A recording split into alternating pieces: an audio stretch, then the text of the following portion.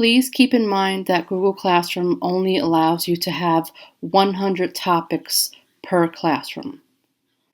If you have run into the situation of running out of topics, here is what you can do. I'm going to pick one of my topics and I'm going to click the three buttons and I'm going to rename it September 2020. Or you could rename it something like Marking Period 1, Marking Period 2. What we're going to do is we're going to take the assignments of either each month or each marking period and put them under one specific topic. So we're going to rename this, in my example, to September 2020. Now I'm going to go back and I'm going to check the assignments that were done in September. So there's two ways you could do this. You could click, hold, and drag down and put it under September 2020. I know it's a lot of work.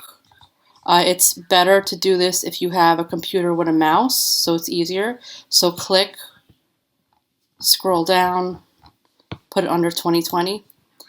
The other way you could do it is if you click open, if you click on each assignment, view it, instructions, and then you could edit it, which is more work, and then just change the topic here. This is another way to do it. I would suggest clicking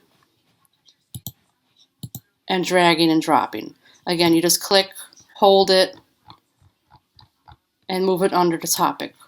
I know it's a lot of work to do, but this is the only way you could save your topics from going over the limit. Once you take all your assignments out of the topic, you could delete the topics. So this way you have more room to make new topics.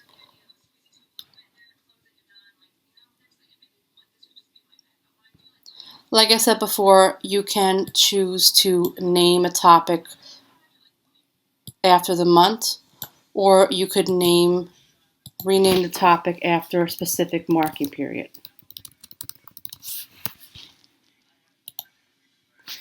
Some teachers have been archiving their class every marking period.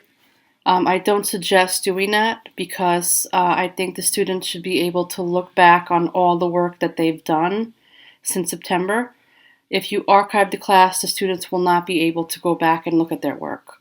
So I suggest making new topics, putting all the assignments that have been done, that they're in the past, under a specific month or a marking period, and this way you have a lot more room to make new topics.